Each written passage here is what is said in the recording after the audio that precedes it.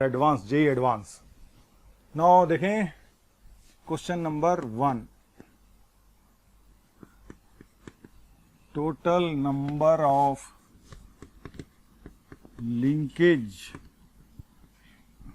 Isomer and total stereo isomer of compound K4Fe CN6, total number of linkage isomer and total number of stereoisomer in compound K4Fe CN6। तो इस question को बच्चों देखें, इसी में options हम लोग आगे दे देंगे। तो K4Fe CN6 में जनरली क्या होगा, number of linkage isomer is equal to number of ambident ligands plus 1।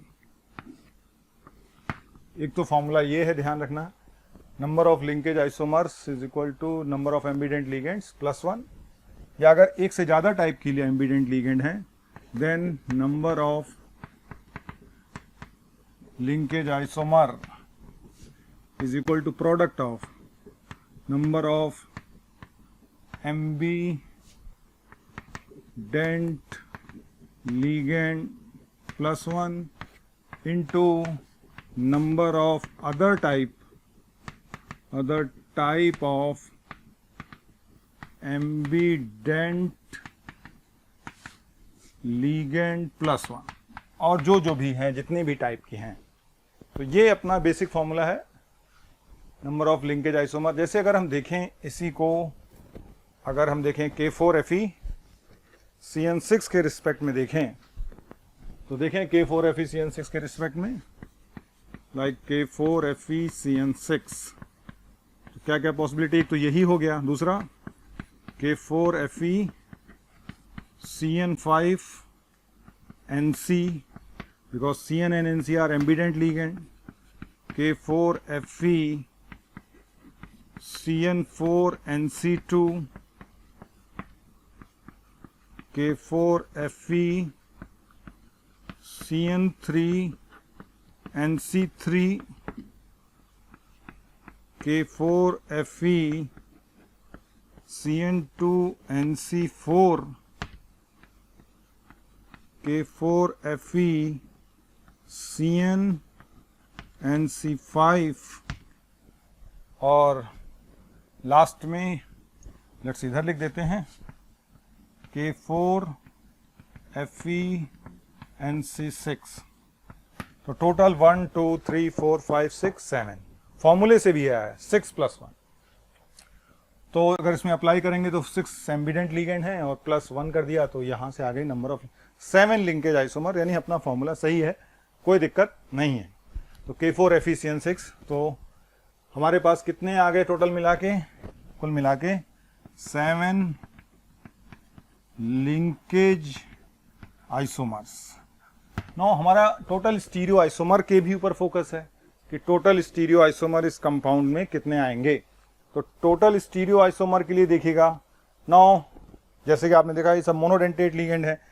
This is condition like what, अगर आपने पढ़ा होगा MA6 टाइप की कंडीशन है, तो कोई दिक्कत नहीं। यहाँ पर जो एक सिचुएशन है वो तो है ही सही। यहाँ पर देखो CN5, यहाँ पर जो एक सिचुएशन है वही सही है, यही लिंकेज है, यही स्टीरियो है, जो भी समझ लें। K4 CN2 NC2, लेकिन यहाँ पर 2 आइसोमर आएंगे, एक सिस आएगा और एक ट्रांस आएगा। विद रिस्पेक्ट टू NC, सिस और ट्रांस आप बना सकते हैं, और एक तो आप लिख ही चुके हैं, जो सिस होगा या ट्रांस होगा एक और जनरेट कर देंगे। यानी जितने लिंकेज आइसोमर यहाँ, क्योंकि यहाँ पे ज्योमेट्रिकल आइसोमेरिज्म आ गई, this will show geometrical isomerism, इनमें कोई ज्योमेट्रिकल ऑप्टिकल नहीं।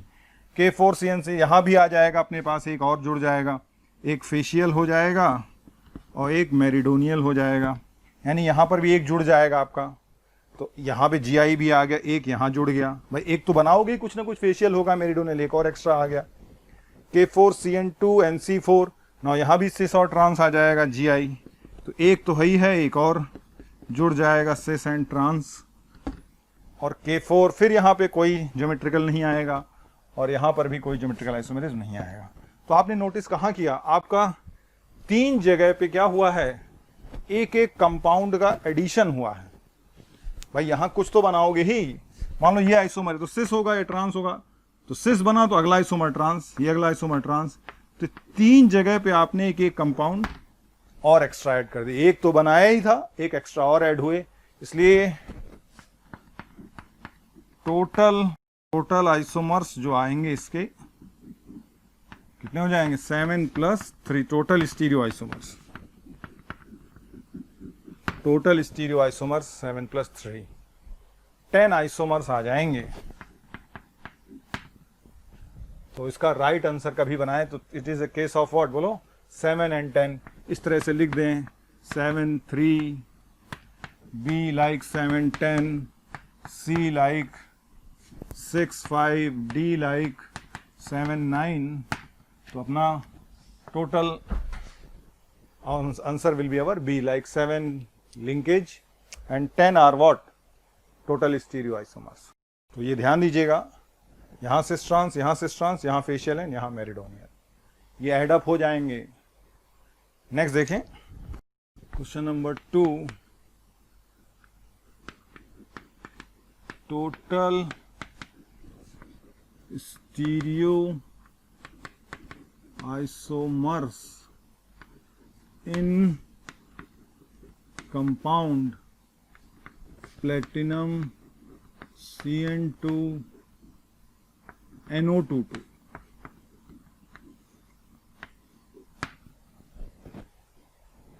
CN2 NO22 मान लो ये कंपाउंड है, total stereo isomers in compound platinum CN2 NO22।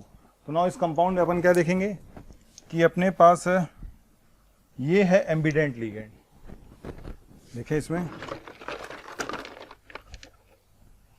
now it is a case of this is ambident and this is also ambident, CN-NC ambident, NO2 और ONO is what, ambident। तो देखें इसमें तो total linkage isomer कितने आएंगे, linkage isomers is equal to, तो ये भी एम्बिडेंट लिगेंड है, कितनी है 2, that is 2 + 1 and that is 2 + 1, तो टोटल 9 आ जाएंगे इसके लिंकेज आइसोमर्स। और उसमें से कुछ ज्योमेट्रिकल आइसोमर नो प्लेटिनम है, तो एक बात तो क्लियर है कि हाइब्रिडाइजेशन DsP2 है और इसकी DsP2 में ज्योमेट्री है स्क्वायर प्लेनर है, तो स्क्वायर प्लेनर सिस्टम है तो ज्योमेट्रिकल आइसोमेरिज्म भी आएगी। And square planar system shows, this shows geometrical isomerism show करता है, दिस शोज ज्योमेट्रिकल आइसोमेरिज्म। तो देखें इसमें 9 GI पहले ड्रॉ कर लें, प्लेटिनम तो अंडरस्टूड है, देख लें पहले CN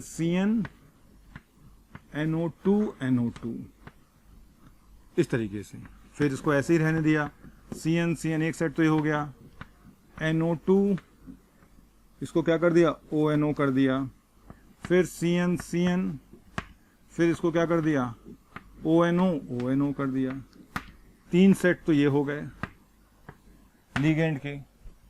फिर अपन क्या कर सकते हैं, CN-NC NO2 कर दिया, ठीक है। फिर क्या कर देंगे बोलो, इसमें NC कर दिया, CN-NC NO2 ONO हो गया, फिर इसमें CN-NC ONO हो गया, फिर लास्ट में इसको भी NC कर लेते हैं, NC NO2 ONO, फिर NO2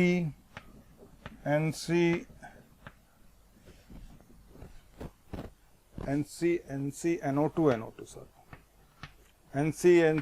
NO2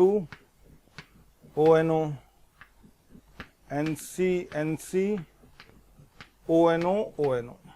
ये टोटल क्या हो गए? Total 9 geometrical 9 linkage isomers. These are 9 linkage isomers. Now CN, NC, NO2, NO2 दो ligands यहाँ क्या है? सेम है। यहाँ दो ligands जब सेम हो जाती हैं, it is like Ma2B2. This is like Ma2BC. आपने पढ़ा होगा स्क्वायर प्लेनर कॉम्प्लेक्स में। This condition is like Ma2B2. इसमें दो GI आएंगे। This is like Ma2BC. इस सिस्टम में भी दो GI, इस सिस्टम में भी दो GI। This system is like again Ma2B2। This system is like M बोलो। अब ये हो गया like what? What we can write AC, इसको बोल सकते हैं B2। This system is like M AC बोलो। CN NC MAC बोलो। चेंज हो गए, लिगेंड B और D कुछ कर दिया तो ऐसे हो गया CN NC ONO। यहां भी क्या हो गया? दो लिगेंड सेम हो गई, NO2 Ma2B2 टाइप सिस्टम हो गया। इसी तरह यहां पर भी दो लिगेंड सेम हैं, इसी तरह यहां दो सेम, इसमें भी देखा यहां पे क्या NC दो सेम है, यहां भी दो सेम है, यहां भी दो सेम है। तो इन सारे केसेस में ये वाला केस देखो, सब लिगेंड्स अलग अलग है। तो इन सभी केसेस में कितने आएंगे इसके? इस सिचुएशन में दो आइसोमर बनेंगे, लिंकेज तो है ही है, एक और एक्स्ट्रा बनेगा। यानी अगर GI बोले तो 2 GI, इसके भी 2 GI, इसके भी 2 GI, यहां भी 2 GI आएंगे। लेकिन this system has 3 GI because this is a case of MABCD, जहां चारों लीगेंड अलग हैं, बाकी सब केसेस में दो लीगेंड सेम है। तो ऐसा इसमें भी कर लेंगे, यहां भी आ जाएगा आपको 2 2 2। तो total number of geometrical isomers is equal to 2 into 9 plus 1, that is 19 GI। और ऑप्टिकल आइसोमरिज्म है नहीं, तो टोटल स्टीरियो आइसोमर भी क्या हो गए? Total stereo isomers is equal to 19। ये ध्यान रखना, ये केस औरों से अलग है। और स्क्वायर प्लेनर कॉम्प्लेक्स में आपको पता था जब चारों लिगेंड अलग होते थे तो मैक्सिमम कितने ज्योमेट्रिकल आइसोमर पॉसिबल थे? 3। यहाँ +1 वाली कहानी समझ में आई? ये एक स्पेशल केस है, बाकी सब तो 2 GI वाले ही केस है। तो this is case with 19 total stereo isomer 19। Next देखें, क्वेश्चन नंबर 3 देखें। नंबर ऑफ कॉम्प्लेक्सेस विद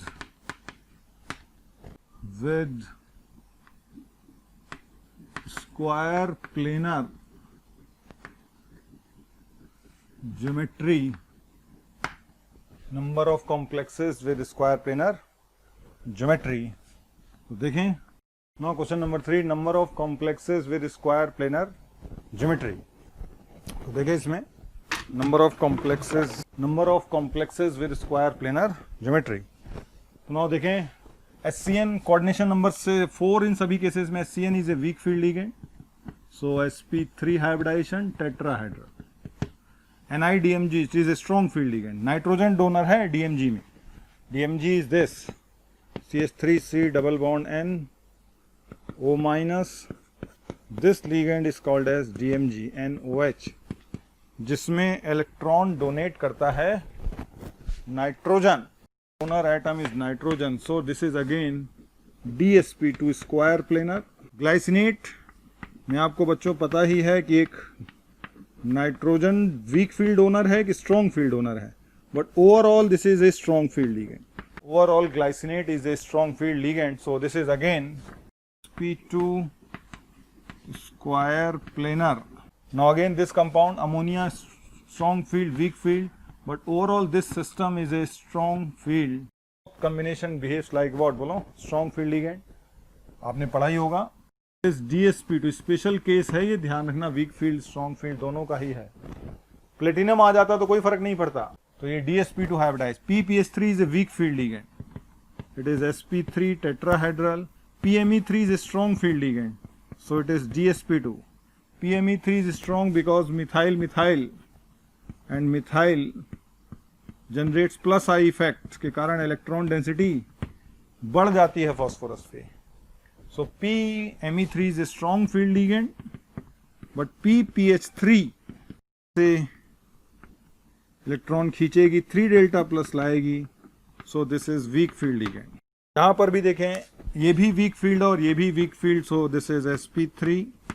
ये वीक फील्ड लिगेंड sp3. यहाँ पे आएगा DsP2 स्क्वायर प्लेनर. और पैलेडियम प्लेटिनम सब सेकंड थर्ड है. Hybridization is always DsP2 and DsP2. तो जितने DsP2 हाइब्रिडाइज हैं they are square planar geometry. तो कितनी यूनिट्स हो गई यहाँ पर कि so we have what? How many units? 1, 2, 3, 4, 5, 6, 7. So right answer is 7 units are there, which are square planar with DsP2 hybridization. हाँ, इसमें एक बात और ध्यान रखना, होता है इसी कॉम्प्लेक्स में या पैलेडियम लिख दिया होता तब तो सोचना ही नहीं था. But this is exclusive example. So again this is also DsP2. अगर इसको भी इंक्लूड कर लेंगे तो वो अपना आंसर 8 कर देंगे, because this will be also our answer. तो ये आ गया number of complexes with square planar geometry. Next we have question number 4. Determine hybridization number of unpaired electrons and value of magnetic moment spin only for complex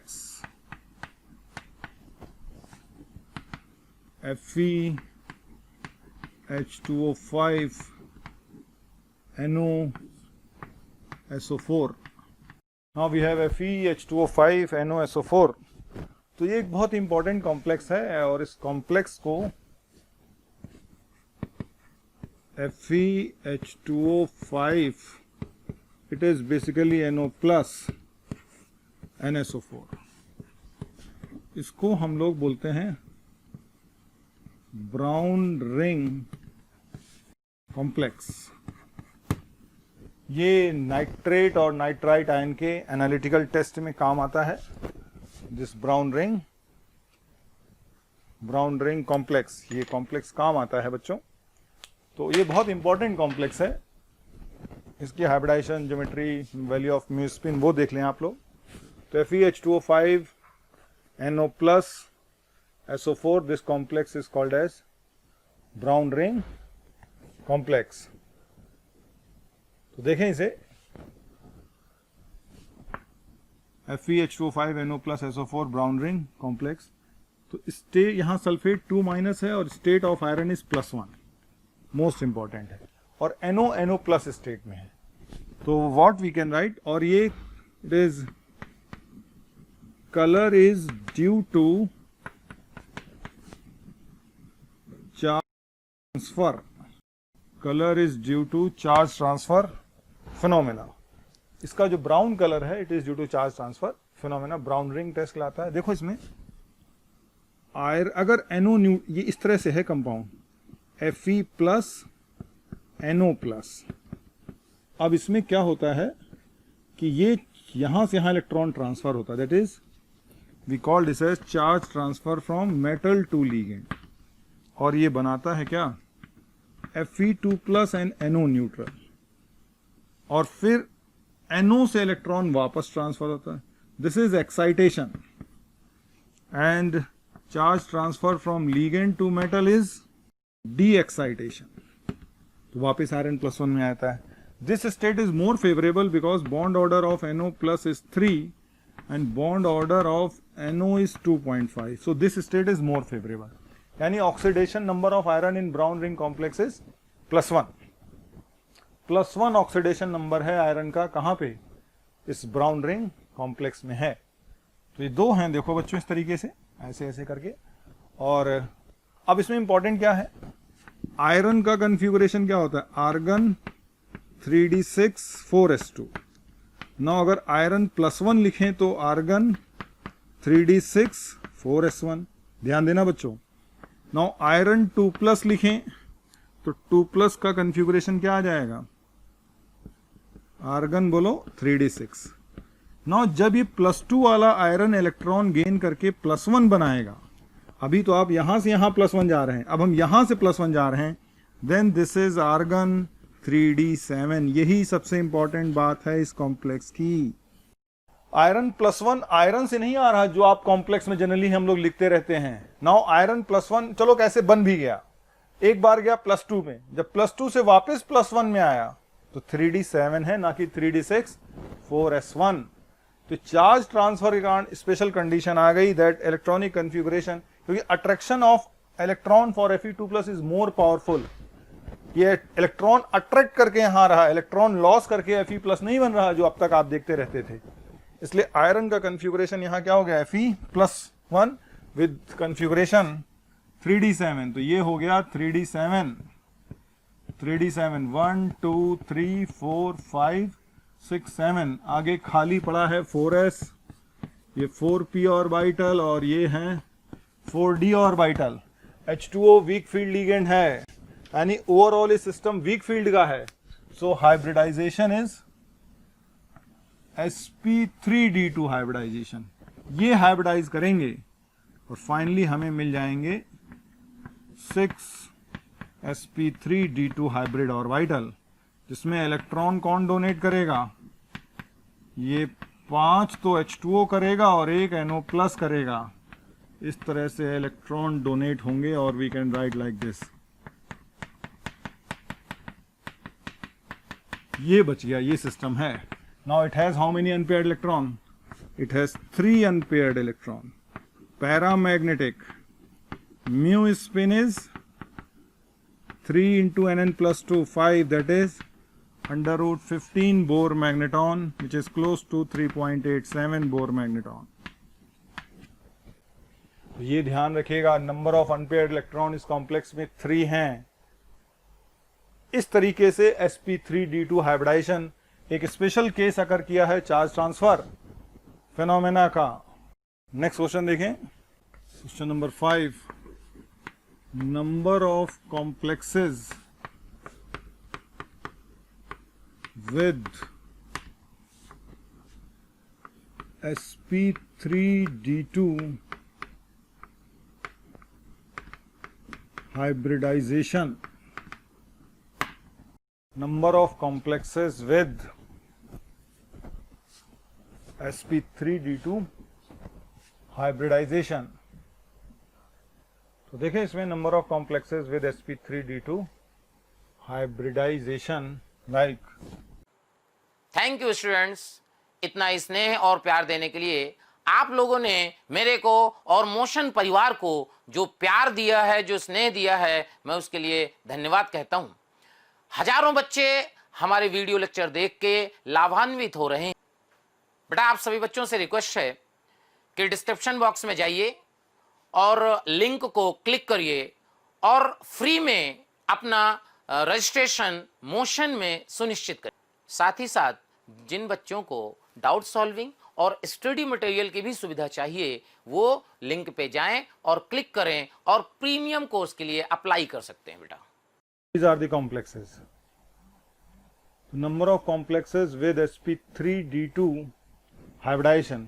तो जैसे आपको मालूम है, अगर कोबाल्ट +3 आयन है तो for cobalt +3 ion halide ion are only weak field ligand, rest are strong field ligand, cobalt +3 with coordination number 6.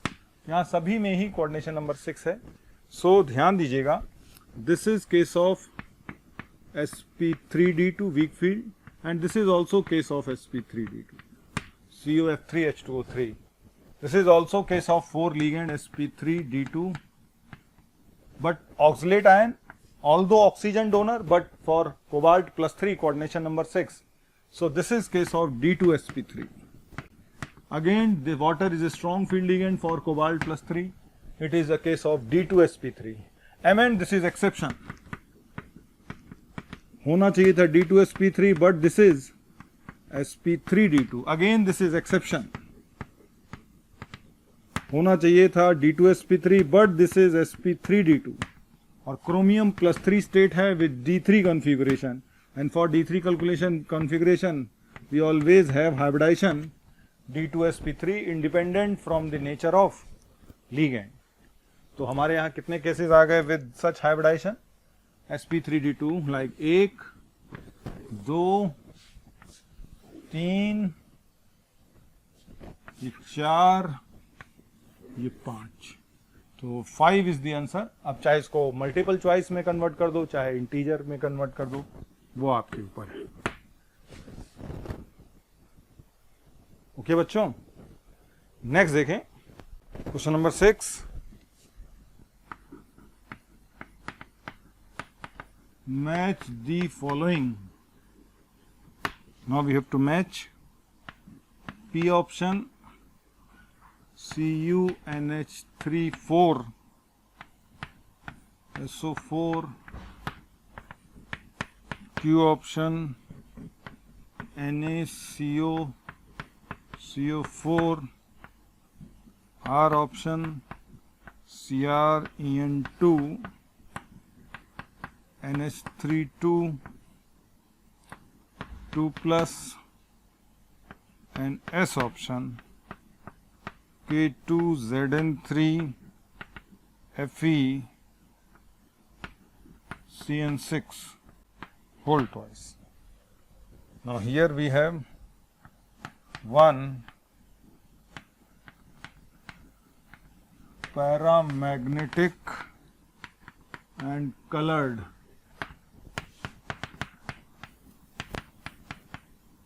follows Sidgwick rule.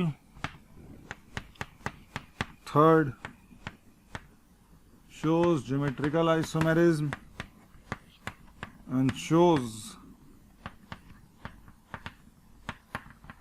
optical isomerism. तो देखिए बच्चों, इस क्वेश्चन को करना है. क्वेश्चन देख लें.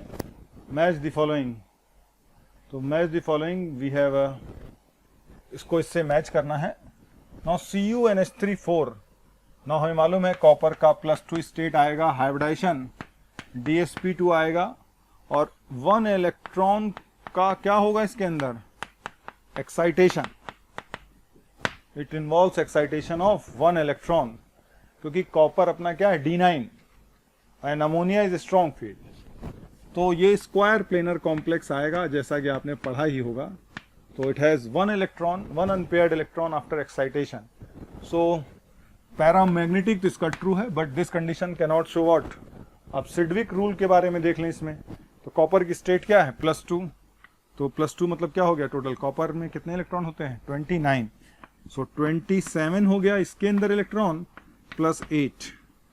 तो 27 और 8 हो गया 35. So it does not follows Sidgwick rule. GI show नहीं करता और ये भी शो नहीं करता. सेकेंड कॉम्प्लेक्स NaCO के बारे में देखें तो कोबाल्ट की स्टेट यहाँ पे क्या आ जाएगी? -1. Na प्लस CO4 इज बोलो माइनस. तो अब इसमें देख लें CO4 माइनस. तो कोबाल्ट की स्टेट क्या? कोबाल्ट क्या होता है? 3D7 4s2 और कोबाल्ट माइनस होते ही क्या हो जाएगा? 3D8 बोलो 4s2 और 4s इलेक्ट्रॉन पीछे पुशअप हो जाएंगे इसमें. तो ये हो जाएगा 3D10 यानी हाइब्रिडाइजेशन sp3 हो जाएगा और ये डाई मैग्नेटिक हो जाएगा. ये कोबाल्ट है, ये कोबाल्ट माइनस है, और क्योंकि CO विल कॉज पेयरिंग, तो electron will push to back, तो D10 हो जाएगा sp3, so this is diamagnetic. तो पैरामैग्नेटिक वाला ऑप्शन गलत होगा। Now follows what, EN rule के बारे में देख लें। कोबाल्ट 27 और एक इलेक्ट्रॉन नेगेटिव 28, 28 और 8, 27 एक नेगेटिव 28, 28 और 8 कितने होंगे 36। So this follows EN rule, ये सही इसके लिए। दिस फॉलोज व्हाट, बोलो EN रूल। नेक्स्ट देखें, this follows what, EN rule. Third देखें, थर्ड क्रोमियम का कॉम्प्लेक्स है, ऑक्सीडेशन नंबर क्रोमियम क्या हो जाएगा +2, और सब स्ट्रॉन्ग फील्ड लिगेंड है। नो क्रोमियम 2+ है तो क्या हो जाएगा, क्रोमियम होता क्या है 3d5 4s1, this is chromium, so chromium 2+ is 3d4,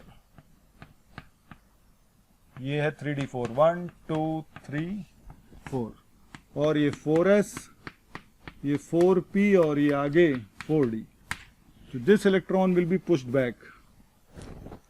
तो फाइनली क्या सिचुएशन हो जाएगी क्रोमियम की, ये दोनों खाली हो जाएंगे, आगे 4s और ये 4p और ये 4d, तो this is D2sp3 case. D2sp3 hybridization, 2 unpaired electron। So paramagnetic तो हो गया, फिर En2NH3, इसमें ज्योमेट्रिकल आइसोमेरिज्म भी आएगी, और इसका एक केस जो सिस फॉर्म है इसका ऑप्टिकली एक्टिव भी होगा। इसके 2 ज्योमेट्रिकल आइसोमर्स आएंगे, देखिए बच्चों। Donor of ethylene diamine, this is NNN NH3NH3, this is cis, और NN डोनेट करें, यहां दिखा देते हैं NN और NH3NH3 trans is optically inactive, but this has its mirror image, this form is optically active,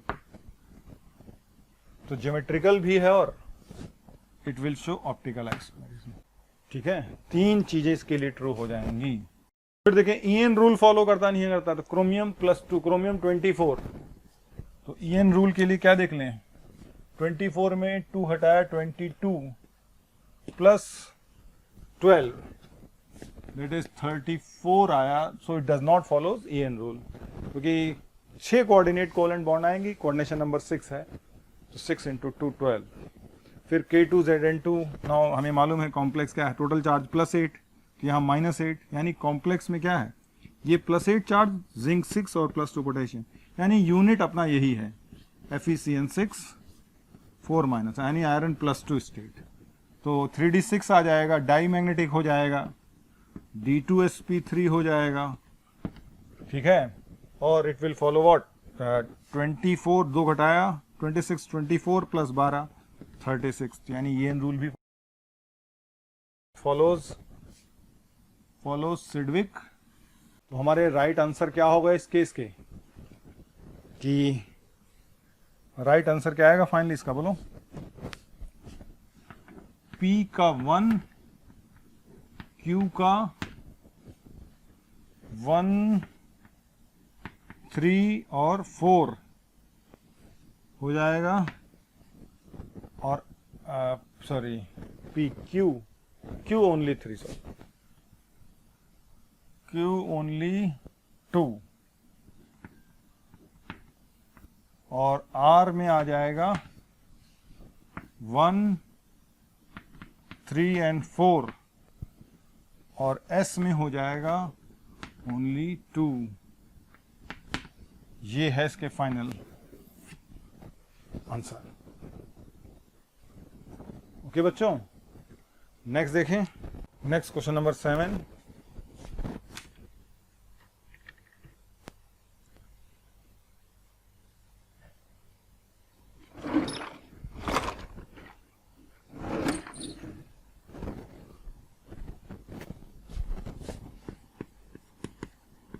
total stereo isomers in En2 NO2 Cn.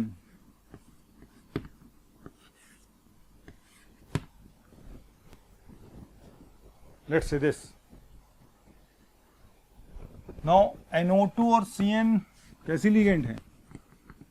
NO2 minus and Cn minus are ambident ligands.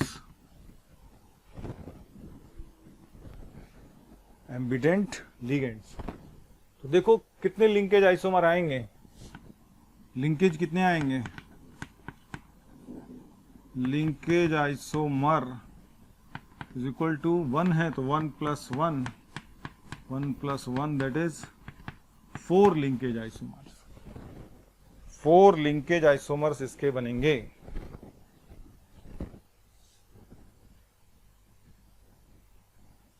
Four linkage isomers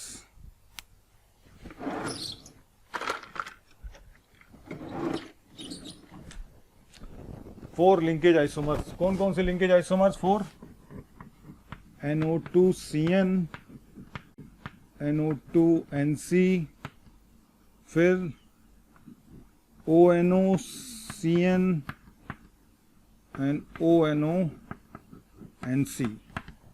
ये हैं इसके क्या? 4 linkage isomers. NO2CN NO2NC ONOCN minus and ONONC minus. ठीक है, तो देखें इसको बनाएं कॉम्प्लेक्स को. तो total stereo isomer coordination number 6 है. So it is an octahedral complex NN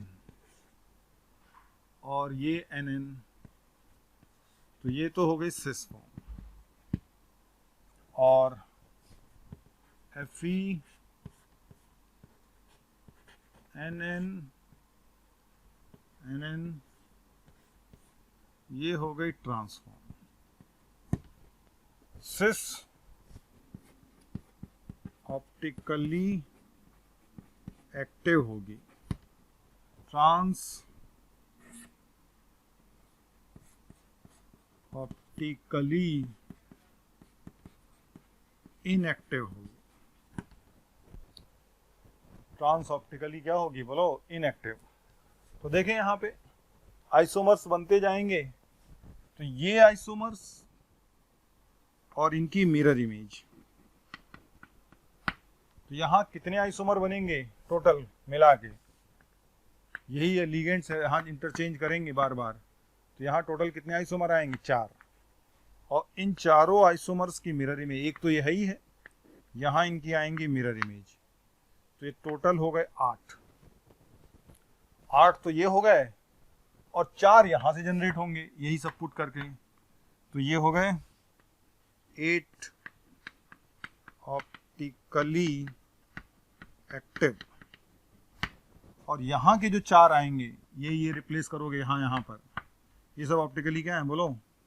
4 ये ट्रांस, 8 ये सिस.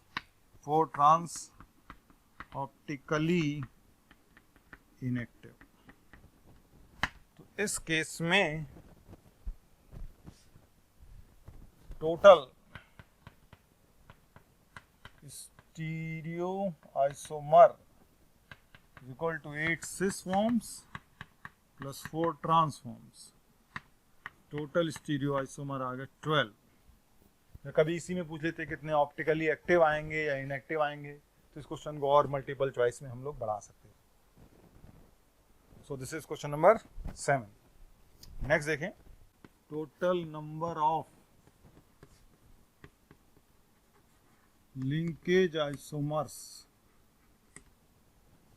इन compound Na4 FeCN5NOS.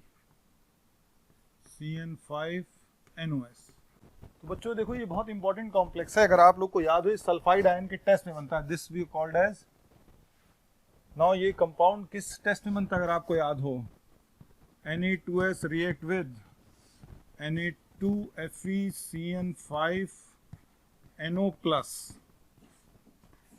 gives Na4 FeCN5 NOS, ये है कॉम्प्लेक्स। This is violet colouration. Qualitative analysis में भी आपने कई बार देखा होगा, और इसको बोलते हैं सोडियम नाइट्रोप्रोसाइड। तो ये अपने आप में क्वेश्चन है, यहाँ NO प्लस स्टेट में है और आयरन का ऑक्सीडेशन नंबर यहाँ +2 है बच्चों। तो ये केस है जहाँ आयरन का ऑक्सीडेशन नंबर चेंज नहीं हो रहा है, +2 स्टेट में है। कभी कभी एग्जाम में इसका ऑक्सीडेशन नंबर ही पूछ लेते हैं।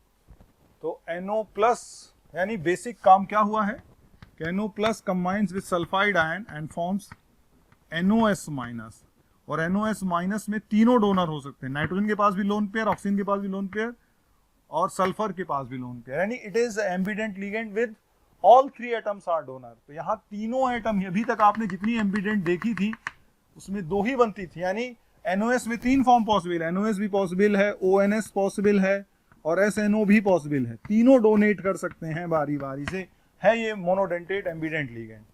But 3 donation site, monodentate ambient ligand, this is monodentate ambient ligand. तो क्या हो जाएगा, FeCN5 में नंबर ऑफ लिंकेज आइसोमर्स हम लोग क्या करेंगे, तो एक तो ये आपको इसका हाइब्रिडाइजेशन भी आप ध्यान रखिएगा, स्ट्रॉन्ग फील्ड है, sp3d2 डाई मैग्नेटिक कॉम्प्लेक्स है, और ये भी sp3d2 डाई मैग्नेटिक कॉम्प्लेक्स है। तो ये तो क्वेश्चन है ही हाइब्रिडाइजेशन और मैग्नेटिक नेचर का। और जो अपना मेन क्वेश्चन है, तो नंबर ऑफ, बोलो, linkage isomers is equal to कितनी CN है, 5, दैट इज 5 + 1 इंटू 1 + 2, क्योंकि 1 तो ही है। टोटल डोनर कितने हैं इसमें, एक लीगेंड है लेकिन डोनर अब क्या हो गया, 2 एक्स्ट्रा। एक को तो हमने कवर ही कर लिया था, 3 डोनर है कुल मिला के। सो टोटल आ जाएंगे 18 आइसोमर्स। बना के देखिएगा। अरे जब जनरल होती थी सिंपल एम्बिडेंट लिगेंड, तो जितनी है उतनी +1, बट यहाँ पे +2 करना है NOS के साथ, NOS के साथ +2 करना है जितनी भी लिगेंड्स हैं। तो यहाँ तो एक ही है, अभी कोई क्वेश्चन और बढ़ा देते, FeCN4 NOS होल ट्वाइस कर देते, तभी और अच्छा क्वेश्चन बन जाता। ठीक है, तो ये ध्यान रखिएगा। तो ये है नंबर ऑफ लिंकेज बोलो आइसोमर्स। लेकिन इन सभी केस में को ना तो कोई ज्योमेट्रिकल आएगी और ना ही कोई ऑप्टिकल आएगी, क्योंकि ये सभी केस कैसे बनेंगे, MA5B टाइप में, इसलिए ज्योमेट्रिकल ऑप्टिकल इनसे कुछ भी आने की उम्मीद नहीं है। क्वेश्चन नंबर 9 देखें। Question number 9, find the value of crystal field stabilizing energy and net stabilizing energy in complex FeL6 4- in complex FeL6 4- where L is uni-negative monodentate ligand, uni-negative monodentate ligand given delta O crystal field splitting energy 10,000 centimeter inverse, mean pairing energy is 12,000 centimetre inverse. तो now ये case देख के आपको क्या लग रहा है कि डेल्टा O ऑक्टाहेड्रल कॉम्प्लेक्स है, delta O is less than P, so this is a case of week field ligand. This is a case of week field ligand. Pairing energy ज्यादा है और डेल्टा क्या है, कम है, यानी ये सिचुएशन है ये डेल्टा ओ है और ये है P, that is mean pairing energy, ये एनर्जी का ऑर्डर। सो ये सिचुएशन कब लाई करती है? जब मेटल वीक फील्ड में हो। Now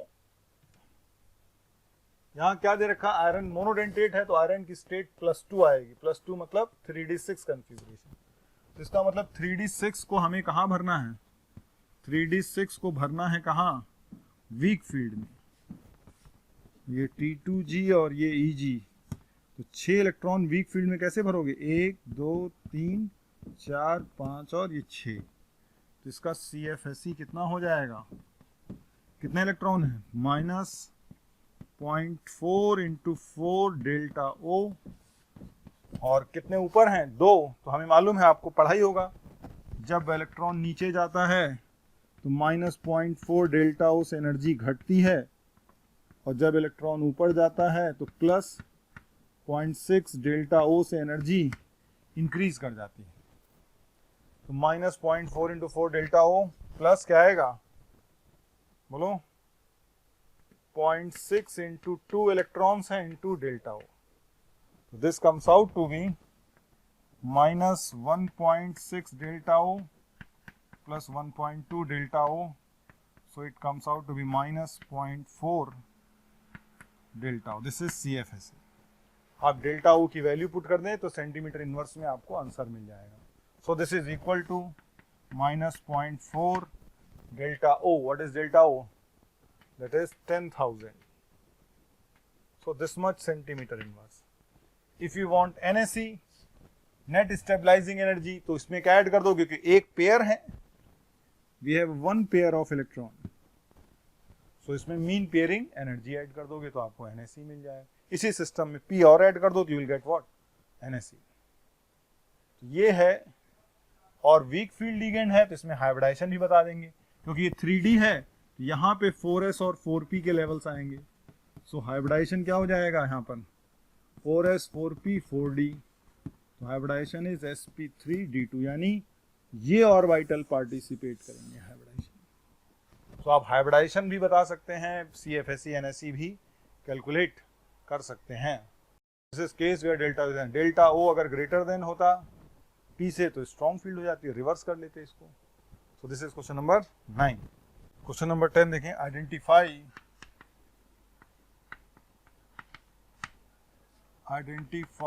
the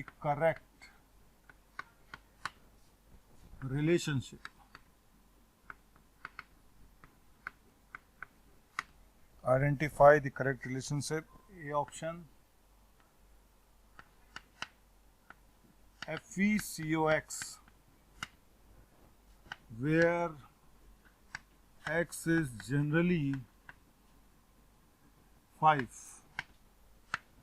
B option, CuNH3 2+ is DsP2 hybridized and mu spin is √3 Bohr magneton. C option। प्यारे बच्चों, बहुत सारे बच्चों के कमेंट आ रहे हैं ना कि आप इस टॉपिक पे वीडियो बनाइए। तो मैं बच्चों आपको बताना चाहता हूं कि ऐसा हो सकता है कि वो वीडियो ऑलरेडी चैनल में पड़ा हो। उसके लिए आपको करना क्या है कि मोशन के चैनल को सब्सक्राइब करना है और बेल आइकन को हिट करना है, जिससे आपके कोई भी नोटिफिकेशन मिस ना हो। हम कोशिश करेंगे कि आपकी जो डिमांड है मोशन परिवार पूरी करे। Zn2+ complexes with D2sp3 hybridization are generally dimagnetic in nature, and D option, Cr3+ complexes are paramagnetic in nature। ये क्वेश्चन देखें बच्चों, identify the correct relationship FeCO5 FeCOX where X is generally 5। तो assuming अगर EN rule follow हो, जो कि generally हो भी जाता है बहुत सारे कंपाउंड में, कभी कभी नहीं भी होता है, तो अगर EN रूल फॉलो करके देखें तो what we can write FeCOX, तो oxidation number 0, so 24 + 2x = 36, so x comes out to be 5, यानी ये स्टेटमेंट सही है। But this complex should follow EN rule. फिर CuNH342 + DsP2, आपको मालूम है copper is 3D9, this is 3D9 copper 2 +, 1 2 3 4 5 6 7 8 9, आगे खाली पड़ा है 4s 4p और ये 4d। तो इसमें मालूम है स्ट्रॉन्ग फील्ड है अमोनिया, जिसलिए इस इलेक्ट्रॉन को क्या करते हैं, एक्साइट कर देते हैं, यहाँ से हटा देते हैं और हाइब्रिडाइजेशन लेते हैं DsP2, और ये इलेक्ट्रॉन हट के यहाँ आ जाता है। सो DsP2 हाइब्रिडाइजेशन, और 1 अनपेयर्ड इलेक्ट्रॉन है, इसलिए म्यू स्पिन आ गया √3 बोर मैग्नेटॉन, इट इज 1.73, ये √3 की वैल्यू। सो ये भी सही है, mu spin, so this is also right. Zinc 2 + D with D2sp3 complex are generally di with, ये स्टेटमेंट गलत है कि जिंक 2 + D2sp3 कभी शो ही नहीं करेंगे। क्यों नहीं करेंगे? क्योंकि D10 सिचुएशन आ गई, 3D10, तो यहाँ तो D2sp3 पॉसिबल है ही नहीं, डायमैग्नेटिक पैरामैग्नेटिक तो छोड़ो। फिर Cr3+ are always, Cr3+ is what, 3D3, तो ये 3 इलेक्ट्रॉन तो हमेशा ही अनपेयर्ड रहेंगे। सो दिस स्टेटमेंट, चाहे टेट्राहेड्रल कॉम्प्लेक्स हो, चाहे ऑक्टाहेड्रल कॉम्प्लेक्स हो, चाहे स्ट्रॉन्ग फील्ड हो, चाहे वीक फील्ड हो, it is has unpaired electron. So right statements are A, B and D। Okay बच्चों, question number 10th, question number 11 देखें, क्वेश्चन नंबर 11 देखें, which of the following statement is incorrect? Which of following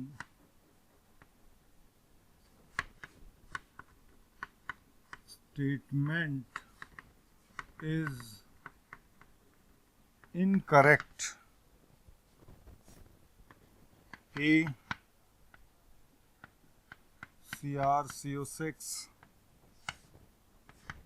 FeCO5 NiCO4, order of increasing CO bond length, order of increasing CO bond length,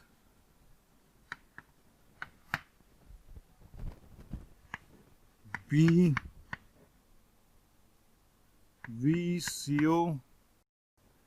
VCO6 minus CrCO6 and MnCO6 plus, order of increasing metal carbon bond strength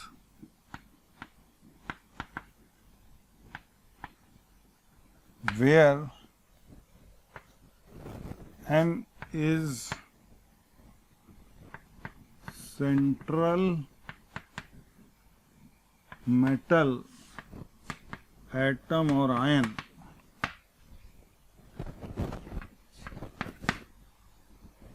now see option देखें, VCO6 minus equal to CrCO6 equal to MnCO6 plus effective atomic number, and D, VCO6 minus CrCO6 and MnCO6 plus इसमें है order of increasing CO bond strength. Now this is question number 11. Which of the following statement is incorrect? तो incorrect statement अपने को चुनना है। तो देखिएगा A option, B option and C option and D option are given. तो पहले C option देखिए, यहाँ पे हमने पहले लिख दिया कि वेनेडियम 24 एक negative 23 24 12 it follows EN rule. तो ये इफेक्टिव एटॉमिक नंबर रूल को फॉलो कर रहा है। So this option is right, इसमें कोई दिक्कत नहीं है। नाउ डी ऑप्शन देखें, VCO6 CrCO6 and MnCO6 order of increasing CO bond strength. तो सबसे ज़्यादा CO बॉन्ड स्ट्रेंथ ज़्यादा कब होगी? ये ऑर्डर सही है यहाँ, क्योंकि poor back donation, poor back donation which stabilizes CO। तो ये ऑर्डर भी सही है, ठीक है। यहाँ पे देखिए D electron D5 D6 D8 increasing CO bond length, जितने ज़्यादा डी इलेक्ट्रॉन होंगे उतना बेटर होगा बैक डोनेशन, तो इंक्रीजिंग बॉन्ड लेंथ भी हो जाएगी। ये भी सही है। This statement is wrong. VCO6 minus CrCO6 order of increasing metal carbon bond strength. Now हमें मालूम है जितना बेटर बैक डोनेशन होगा CO उतना डिस्टेबलाइज होगी। सो बैक डोनेशन जो है, बैक डोनेशन या सिनर्जिक बॉन्डिंग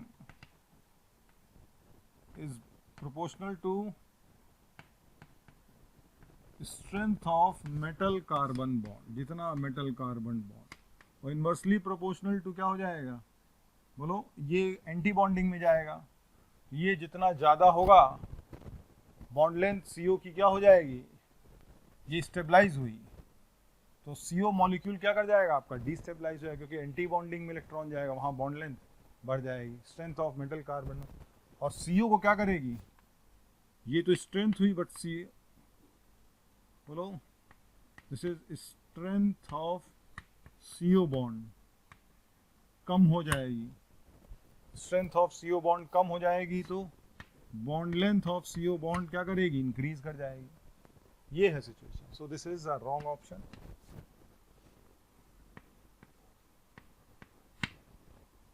तो incorrect is B option. Next we have question number 12। Determine the number of geometrical isomer of complex PT ClNO3 NO2 SCN।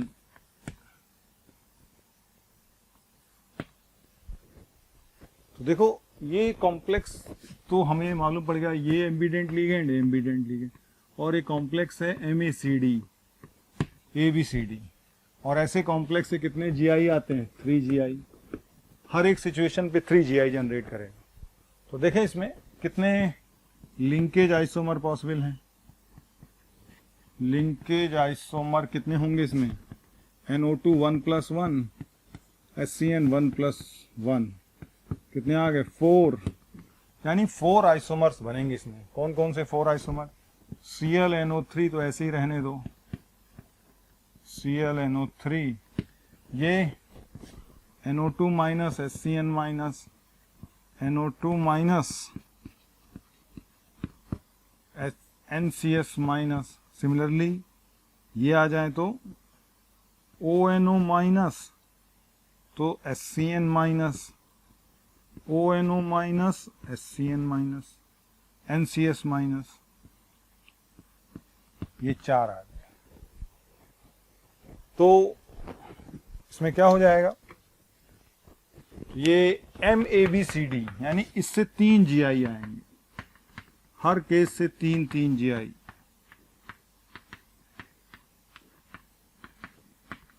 Total 12 geometrical isomers generate हो जाएंगे। Total 12 geometrical isomers. तो answer इसका हो गया 12। इसी को multiple choice में भी आप कन्वर्ट कर सकते हैं, तो ये ध्यान रखिएगा। Question number 13, find number of metal metal bond in CO4 CO12 and IR4 CO12 and Fe3 CO12 Fe3 CO12। तो देखें इसमें number of metal metal bonds अगर निकालनी है तो ये है मेटल मेटल बॉन्ड का formula, number of metal metal bond. अगर कोई मेटल कार्बोनिल Ma+CO_B टाइप में है तो it is 18 times A minus A into D plus S electron in metal plus 2 times B divided by 2। ये होते हैं number of metal metal bonds का formula है। और what we can right in this case, जैसे CO4 CO12 की बात करें तो इस केस में क्या हो जाएगा, N 18 into 4 minus 4 into cobalt की स्टेट 0 है, कोबाल्ट 3d7 4s2 यानी D प्लस S इलेक्ट्रॉन का sum 9, 4 into 9 36 plus 12 into 2 24 divided by 2, so it comes out to be 72 minus 36 plus 24 divided by 2, so 72 70, so 1 metal metal bond. तो इसके अंदर एक metal metal bond आ जाएगी।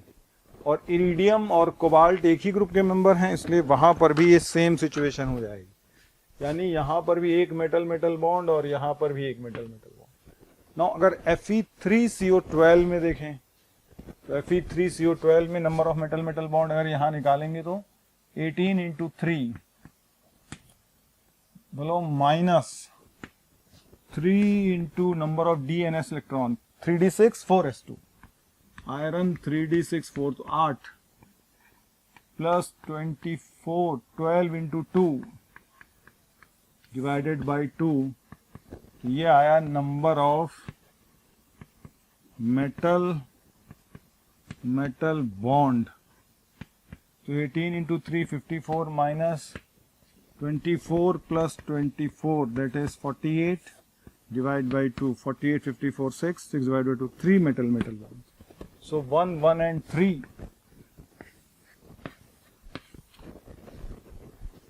so this is question number 13। question number 14 देखें, question number 14,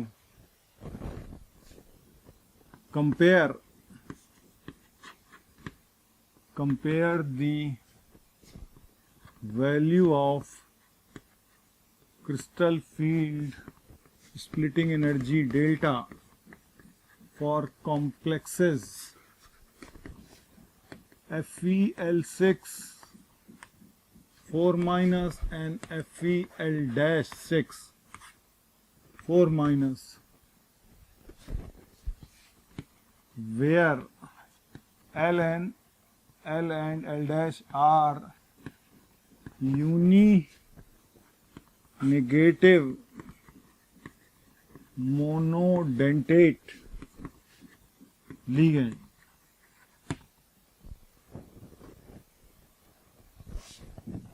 FeL6 4 minus is green in color and FeL-6 4 minus is yellow in color। ये information दे रहे इनके delta, यानी delta of this green complex and delta of इस yellow complex, इनको हमें compare करना है। तो हमें मालूम है कॉम्प्लेक्स में एक बात हम अभी पहले भी पढ़ चुके हैं, कॉम्प्लेक्स में क्या हो जाता है, delta is equal to what, HC by lambda absorption wavelength relation. और एब्जॉर्ब वेवलेंथ और परसीव में कलर है, रिलेशन है that is given by Munsell wheel, ये वायलेट, इंडिगो, ये है ऑर्डर। तो एक बात क्लियर हुई कि जो डेल्टा ग्रीन है complex, that will be, green will absorb red, lambda red होगा। जो डेल्टा येलो कॉम्प्लेक्स है that will be equal to HC by lambda, yellow will absorb violet, and violet की wavelength lambda violet is less than lambda red, so delta of yellow complex is more than delta of green complex। तो yellow complex का delta यानी इसका delta ज्यादा हो जाएगा, इसका मतलब L dash is relatively stronger field ligand. तो लीगेंड का नेचर भी आप कंपेयर कर सकते हैं।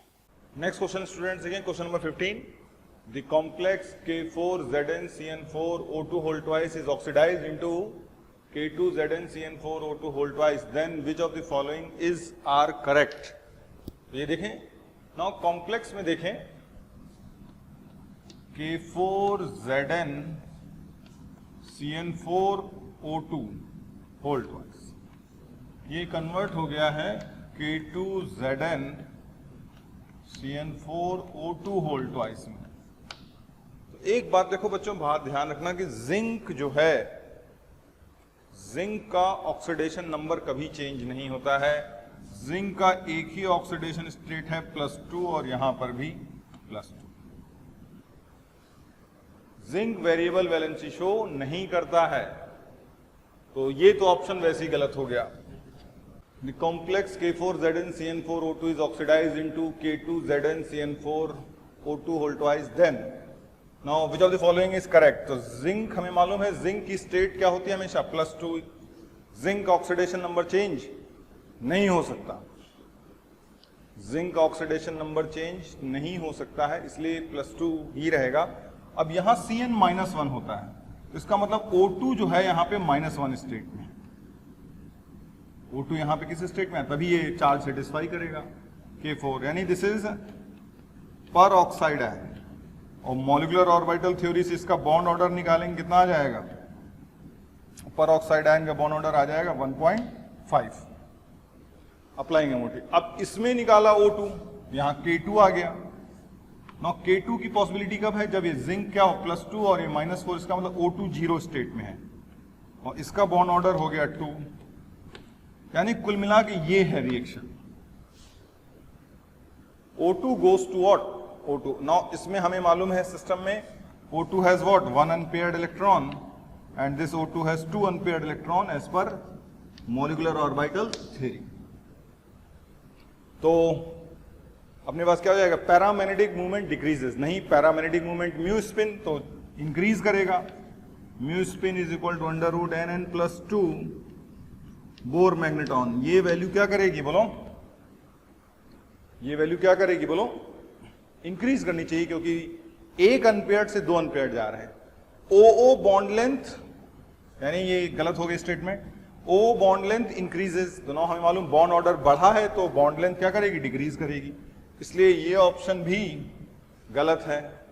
और डी ऑप्शन देखें, पैरामैग्नेटिक मूवमेंट इंक्रीजेस, तो paramagnetic movement increases because of this. तो बी केयरफुल बच्चों, इस क्वेश्चन को डिस्कस करने का मतलब, कभी आपसे हम पूछें ये पैरामैग्नेटिक है डायमैग्नेटिक, तो सिर्फ मेटल को ही मत देखें, क्योंकि मेटल के रिस्पेक्ट में तो सब इलेक्ट्रॉन D10 है, डायमैग्नेटिक है, लेकिन लीगेंड में अनपेयर्ड इलेक्ट्रॉन आ गया है, इसलिए पैरामैग्नेटिक डायमैग्नेटिक देखने से पहले लीगेंड को बहुत ध्यान से देखो, और खासकर ये लीगेंड तो बहुत इंपॉर्टेंट है, O2-, O2-2-, O2+ और O2, इन लीगेंड से बहुत सावधान रहना है।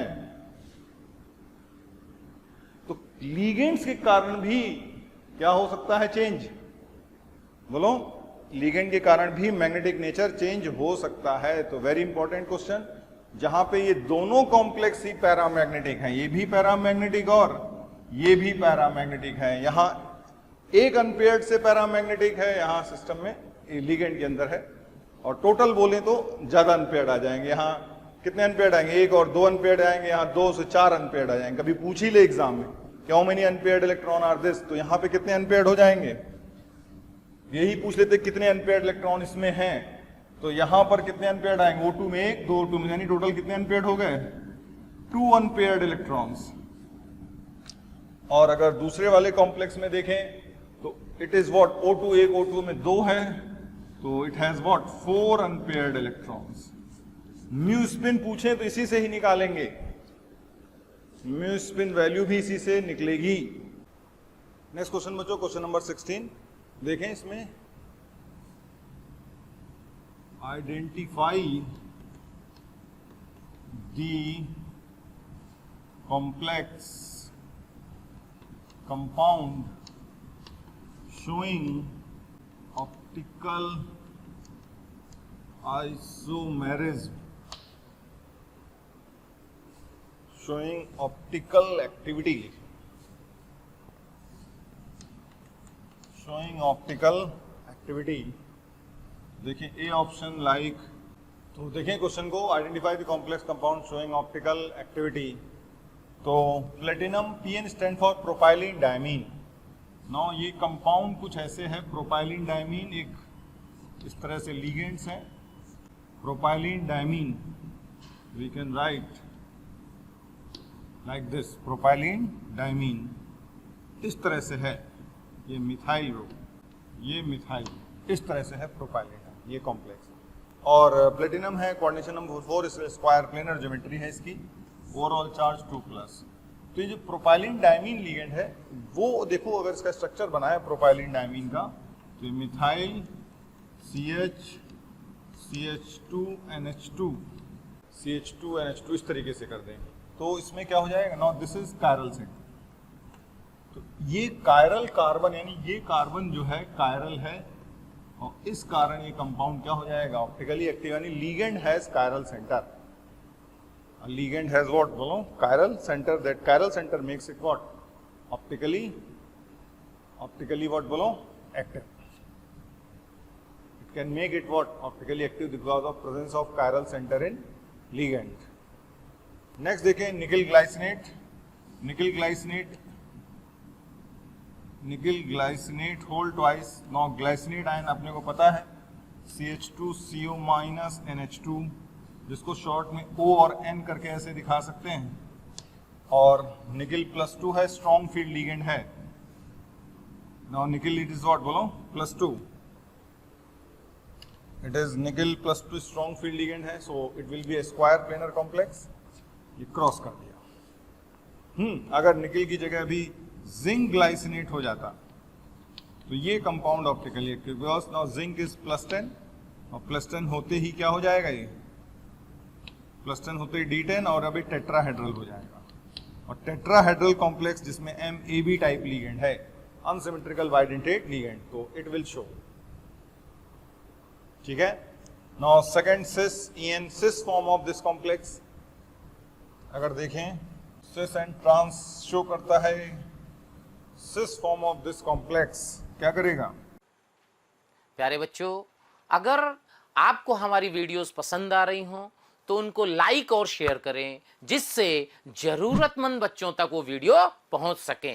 और मैं बच्चों ये कहना चाहता हूं कि आप जब वीडियोस देखें तो उसमें कमेंट जरूर लिखें, क्योंकि एक एक कमेंट, आपका एक कमेंट मेरी पूरी टीम को मोटिवेशन देता है। इसलिए आपसे रिक्वेस्ट है बेटा कि कमेंट जरूर करें। Platinum EN, this is your cis form, और ये अपनी मिरर इमेज पे क्या होगी, नॉन सुपर इम्पोजेबल, इसलिए this will show the optical isomerism. इसी तरह ये भी शो करेगी, और ब्यूटाइलिन डायमीन भी शो कर सकती है optical isomerism. Identify the compound, which compound showing, which can show, showing और क्या बोल सकते हैं, शोइंग और विच कैन शो, यानी कोई आइसोमर उनका दिखा सकता है, मोर प्रॉपरली बोलें विच कैन शो, या कोई आइसोमर उनका पॉसिबल है कि ऑप्टिकली एक्टिव है। तो FEN it is a case of odd, let's say 2+, ये तो करेगा, it is always platinum butylene diamine आपको पता ही है, butylene diamine is this ligand NH2 NH2, तो again it consist of a chiral centre, it can show, तो कुछ always showing but it can show, दो पैरेलल सेंटर इस system में आ जाते हैं, it can show optical isomerism, कोई ना कोई फॉर्म इसकी आइसोमेरिज्म शो करती होगी। तो these are the cases where this compound shows optical isomerism. Next देखें, नेक्स्ट क्वेश्चन 17 देखें, arrange in the increasing order of electrical conductance, arrange in the increasing order of electrical arrange in the increasing order of electrical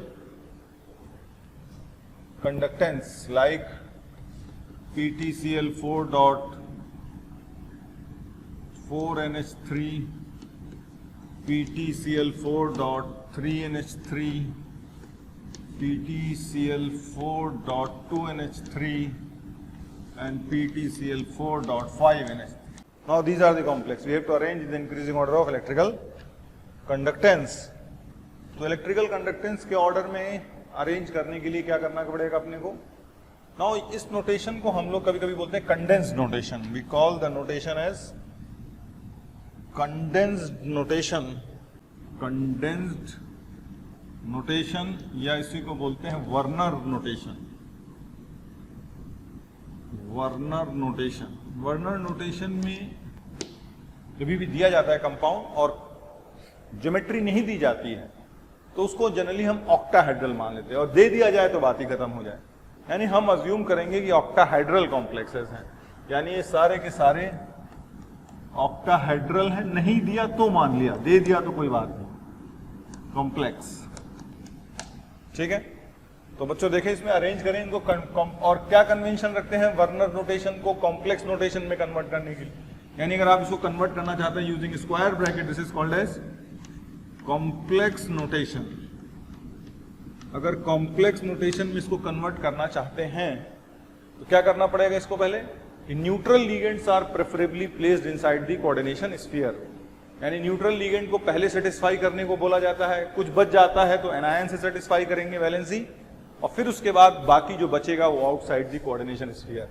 so what is this we can write, platinum NH3,4 coordination number 6 है, monodentate ligand है, 2 Cl तो और ये ionise करके क्या देगा ये PtNH3,4 Cl2 2 plus 2 Cl minus, total 3 ions ये जनरेट करेगा, टोटल 3 आयंस जनरेट करेगा ये। दूसरा कंपाउंड देखें, इसको भी लिख लें, ये इसके लिए हो गया, इसके लिए क्या हो जाएगा PtNH3 Cl3 और ये Cl, ये 2 आयंस देगा, ये कैटायन कॉम्प्लेक्स और दिस इज 2 आयन। फिर इसको अगर देखें we can write PtNH3 Cl4 no ions, no ions देगा, और इसको अगर देखें तो फाइनली PtNH3 Cl3 ये देगा 4 आयंस। तो what is order of electrical conductance, तो इसमें इलेक्ट्रिकल कंडक्टेंस का ऑर्डर क्या हो जाएगा बच्चों, जो सबसे ज्यादा हो, तो यानी कि PtCl4.5NH3 इज मोस्ट कंडक्टिंग। फिर इसके बाद नंबर आएगा PtCl4.4NH3 का, फिर उसके बाद नंबर आएगा PtCl4.3NH3 का, और लास्ट में नंबर आएगा PtCl4.2NH3। नेक्स्ट है question number 18, write a UPAC name of complex Fe NH3,4 ClBr Fe H2O4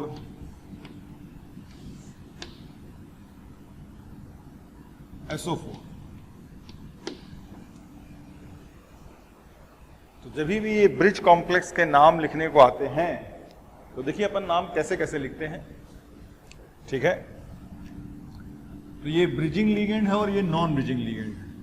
ammonia start from AMMINE and water start from AKQA, aqua. So we have to move in this direction. यानी पहले आप direction decide करेंगे किस direction से अपने को move करना है, और वो भी नॉन ब्रिजिंग लिगेंड्स में। अगर इसका आता तो इधर से मूव करते हैं, और जो जो मिलता जाए उसका नाम अपन बोलते चले जाएं। तो जैसे क्या क्या नाम बोलेंगे, एक नाम क्या होगा इसका, टेट्रा एमीन।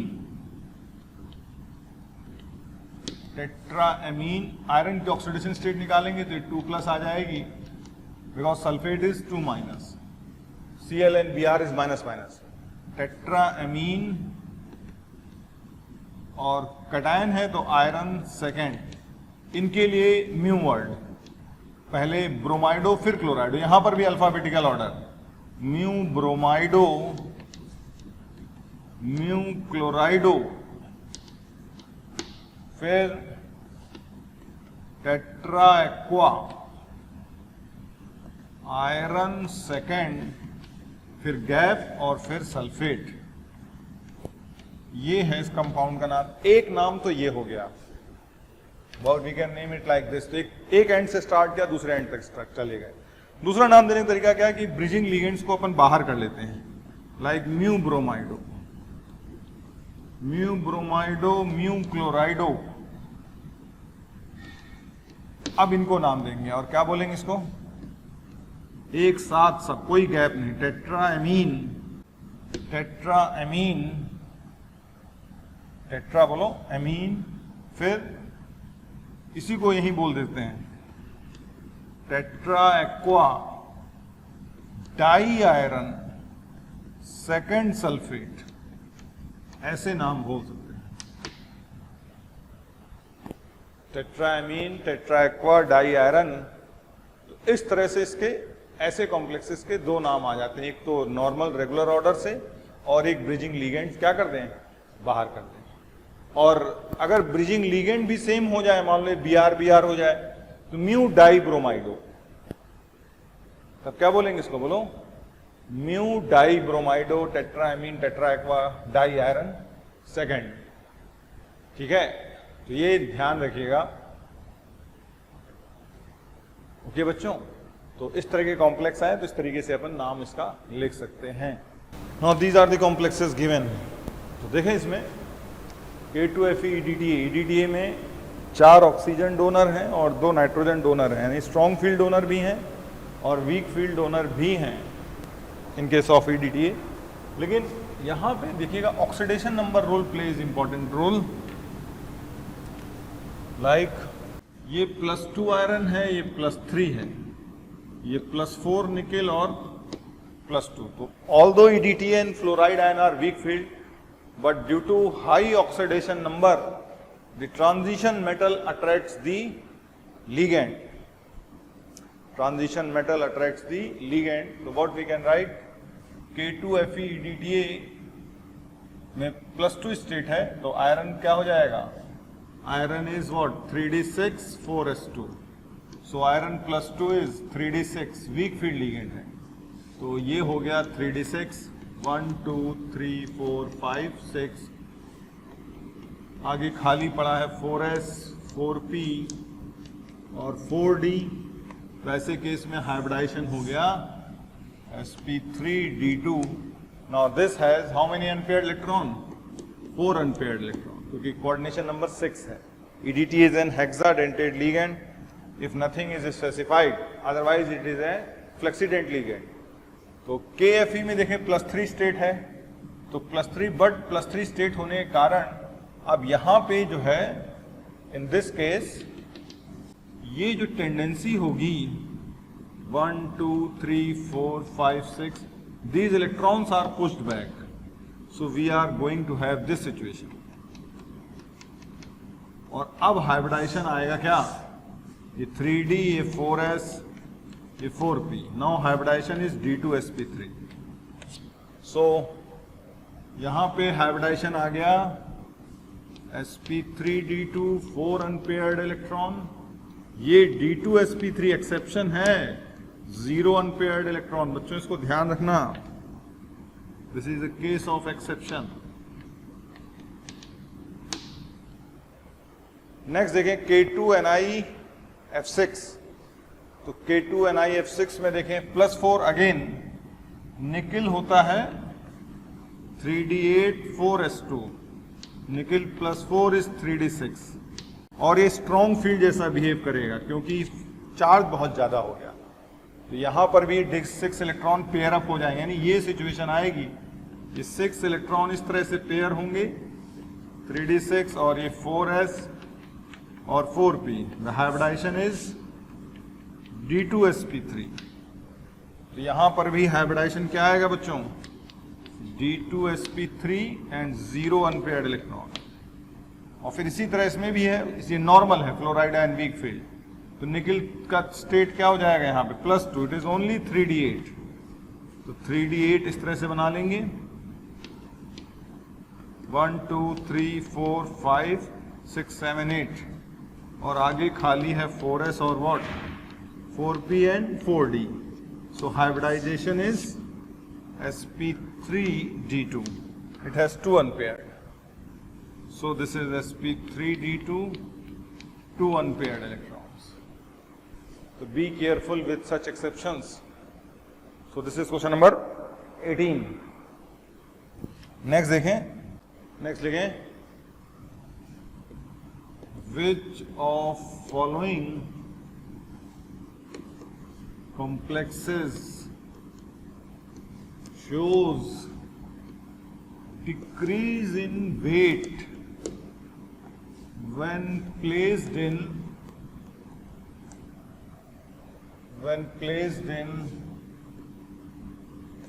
magnetic balance, हो। आपको मालूम है कि मैग्नेटिक बैलेंस में डिक्रीज इन वेट कौन शो करता है, decrease in weight is shown by diamagnetic. आप लोगों ने इस तरह का पढ़ा भी होगा, ये मैग्नेटिक बैलेंस है, यहाँ पे कोई केमिकल ले लिया है और इसको यहाँ पे वे कर लिया है, एक वेइंग डिवाइस है, वे कर लिया। तो ये ऐसे से करके ऐसे है, पॉइंटर है, यहाँ पे हमने इलेक्ट्रोमैग्नेट लगा दिया। तो इसको जैसे ही स्विच ऑन करेंगे तो अगर पैरामैग्नेटिक होगा तो it is attracted by magnetic field, this is electromagnet. तो अट्रैक्ट होगा, तो अट्रैक्ट होने के बाद क्या, अगर दोबारा से स्ट्रेट करने के लिए हमें we have to put extra weight. तो अगर नीचे गया तो पैरामैग्नेटिक और ऊपर गया तो डाईमैग्नेटिक। ना ऊपर गया तो हमें वेट निकालना पड़ जाएगा यहाँ से, ताकि फिर से हम हॉरिजॉन्टल कर सकें। तो सेम लेवल लाने के लिए वेट ऐड करना पड़ा, मैग्नेटिक फील्ड ऑन करने के बाद या वेट कम करना पड़ा, उसी से इंक्रीज और decrease in weight when placed in magnetic balance, इसी को बोलते हैं मैग्नेटिक बैलेंस। तो डाईमैग्नेटिक सब्सटेंस की प्रॉपर्टी होती, तो आपको आइडेंटिफाई करना है।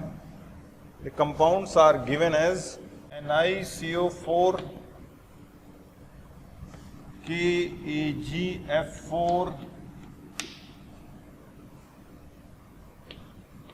Na2ZnCN4 and RHClPPH3 whole thrice. These are the compound given. तो देखें इसे, तो NiCO4 तो हमें मालूम है, NiCO4 में अब हमें डाईमैग्नेटिक चुनने, इनमें से कौन से डाईमैग्नेटिक हैं। तो कोऑर्डिनेशन नंबर सभी में 4 है, तो दो ही पॉसिबिलिटी होती है, 4 में sp3 और dsp2। तो NiCO4 है तो आप निकाल लेंगे, इसका हाइब्रिडाइजेशन क्या आ जाएगा, sp3 डाईमैग्नेटिक, क्योंकि निकिल की स्टेट यहाँ क्या है, 0 है। निकिल होगा 3d8 4s2, और ये 4s इलेक्ट्रॉन पीछे आ जाएंगे तो हो जाएगा 3d10, तो आगे खाली हो जाएगा 4s 4p खाली हो जाएगा, सो हाइब्रिडाइजेशन हो जाएगा sp3। तो ये डाईमैग्नेटिक हो गया। नाउ KAgF4, नाउ सिल्वर की स्टेट क्या हो गई, +3। सिल्वर कॉपर ग्रुप का एलिमेंट है। नाउ कॉपर होता है क्या, 3d10 4s1, तो सिल्वर हो जाएगा 4d10 5s1, और Ag3+ क्या हो जाएगा, 4d8। नाउ इसमें d खाली हो गया, 4d8 1 2 3 4 5 6 7 8 और एक कोई पीछे भेज देगा, तो ये पीछे जाएगा तो आगे खाली क्या पड़ा है 4s 4b, तो इसका हाइब्रिडाइजेशन आ गया क्या dsp2 और यहां भी सब इलेक्ट्रॉन पेयर्ड हो गए, सो दिस इज dsp2, यहां भी 0 अनपेयर्ड इलेक्ट्रॉन्स, ये भी डायमैग्नेटिक। जिंक +2 स्टेट में है d10, तो ये sp3 हाइब्रिडाइज, यहां तो कुछ पॉसिबिलिटी नहीं, 0 अनपेयर्ड। और this is tris triphenyl phosphine rhodium chloride, तो रोडियम कोबाल्ट ग्रुप का मेंबर है, रोडियम कोबाल्ट ग्रुप का मेंबर क्या हो जाएगा, कोबाल्ट क्या होता है 3d7 4s2, तो रोडियम क्या होना चाहिए था 4d7 5s2 होगा, और ये एक्सेप्शन इलेक्ट्रॉनिक कन्फिगुरेशन आएगा, अगर आपने पढ़ा हो एक्सेप्शन में क्या हो जाएगा, ये 4d8 5s1 हो जाता है। Rhodium has exceptional configuration 4d8, तो और रोडियम की स्टेट भी यहाँ क्या है +1 है, और रोडियम सेकंड है, सेकंड ट्रांजिशन सीरीज के लिए all ligands are strong fielding. इसी को कभी कभी आप लोग विल्किंसन कैटलिस्ट बोलते हैं, विल्किंसन्स कैटलिस्ट, विल्किंसन कैटलिस्ट, देखें इसे विल्किंसन कैटलिस्ट है, तो 4d8 अब हमें यानी ये है रोडियम, तो रोडियम +1 अब हमें बोलने में कोई दिक्कत नहीं है, इट इज 4d8, और 4d8 होते ही जैसे ये हो गया, यहां पर भी वही सिचुएशन आ गई। अब इससे करते तो इलेक्ट्रॉन आ जाता क्या 4d7 5s1, गड़बड़ हो जाती, तो फिर 5s1 का क्या कर देते हम, तो ये 4d8 है, +1 आते ही 4d8, और फिर क्या करेंगे, लिगेंड्स क्या करेंगे, उसको पीछे पुशअप करेंगी, तो d8 की सिचुएशन कैसे आ जाएगी, d8 बनाओगे और एक पुश करोगे तो ये भी क्या हो जाएगा dsp2 डाईमैग्नेटिक, तो ये भी dsp2 और ये डाईमैग्नेटिक है और 0 अनपेयर्ड, इसलिए इसका मतलब चारों कंपाउंड्स क्या करेंगे, all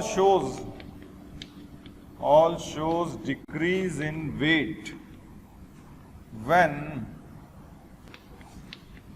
placed in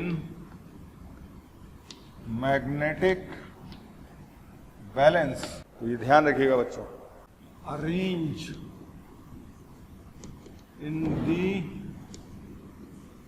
correct order of absorption wavelength from visible region, a region for compound NiH2O6 2+, NiNH3 2+, and NiNO2 6 4-। तो कॉम्प्लेक्सेस हैं, एब्जॉर्प्शन वेवलेंथ के अकॉर्डिंग अरेंज करना है तो कैसे अरेंज करेंगे, now we know that delta is equal to hc by lambda max absorbed, this is absorption wavelength, ठीक है। तो डेल्टा जितना ज्यादा होगा एब्जॉर्प्शन वेवलेंथ उतनी क्या होगी, कम होगी। तो मान लो इनकी एब्जॉर्प्शन वेवलेंथ है λ1 λ2 λ3, तो और इनका ये Δ1 है, Δ2 Δ3 क्रिस्टल फील्ड स्प्लिटिंग एनर्जी, तो हमें मालूम है Δ3 सबसे ज्यादा आएगा, फिर आएगा Δ2 और फिर आएगा Δ1। तो एब्जॉर्प्शन वेवलेंथ का ऑर्डर क्या हो जाएगा, सबसे कम वेवलेंथ किसकी आएगी, सबसे ज्यादा तो λ3 सबसे कम, फिर λ2 फिर λ1। This is order of absorption wavelength. इस पर बहुत सारे क्वेश्चंस आते हैं, इस कॉन्सेप्ट को बहुत अच्छे से ध्यान रखिएगा। This is question number 20। Select the correct order of CO bond length in complex, CO bond length in complex like platinum CO3 PF3 platinum CO3 PCl3 platinum CO3 PMe3। ये कॉम्प्लेक्स है, इसमें CO का हमें मालूम है PF3 PCl3 and PMe3। This is order of pi acceptance, order of pi acceptance, यानी PF3 is better pi acceptor, यानी साइनर्जिक bond में बेटर पाई एक्सेप्टर है। तो ये ज्यादा CO तो 3 है, let's say bond length x1 है, x2 है और x3 है, तो PF3 ज्यादा इलेक्ट्रॉन ले जाएगा अपनी तरफ, तो CO की तरफ इलेक्ट्रॉन क्या मिलेंगे, कम मिलेंगे, और CO तरफ इलेक्ट्रॉन कम जाएगा तो बॉन्ड लेंथ उतनी नहीं बढ़ेगी, तो x1 सबसे कम हो जाएगा, सबसे ज्यादा इलेक्ट्रॉन तो अपनी बैक डोनेशन में PF3 ले जाएगा, तो इसको नहीं मिलेगी, तो एंटी बॉन्डिंग इलेक्ट्रॉन जाएगा नहीं, फिर PCl3, फिर x2, PMe3 ये एक्सेप्ट ही नहीं करेगा, तो सबसे अधिक इलेक्ट्रॉन कहाँ जाएंगे, CO में, तो बॉन्ड लेंथ सबसे अधिक बढ़ जाएगी। This is order of bond length of CO in this following compounds. Next देखें question number 22। Question number 22, match the column, match the column FeNH36 2 plus NiF6 2 minus COH2O6 2 plus and PtCl2NH3 4Cl2 with hybridizations D2sp3 sp3G2 one unpaired electron, paramagnetic, diamagnetic and outer orbital complex। ये situations हैं, तो ये देख लीजिएगा exception है, जैसे हमने बताया था it is a case of exception. So this is D2sp3, this is also D2sp3, COH2O6 2 plus is also D2sp3, Cu4 platinum again। Now this is case of platinum in oxidation state +2,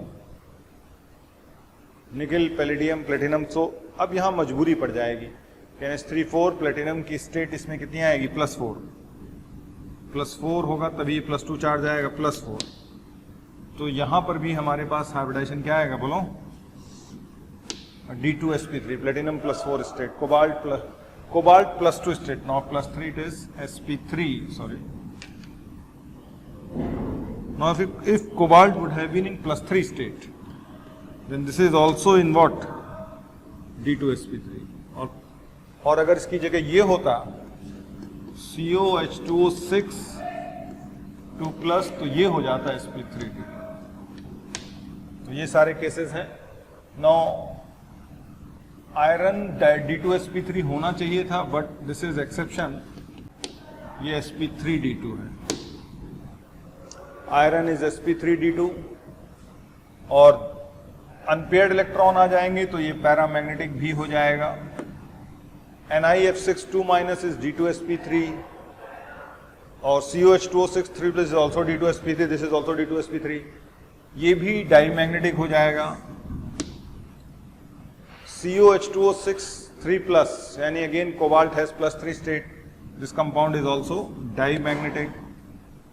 और जितने D2sp3 हैं cases, D2sp3 cases are what, D2sp3 का मतलब क्या हुआ, inner orbital, inner orbital complex.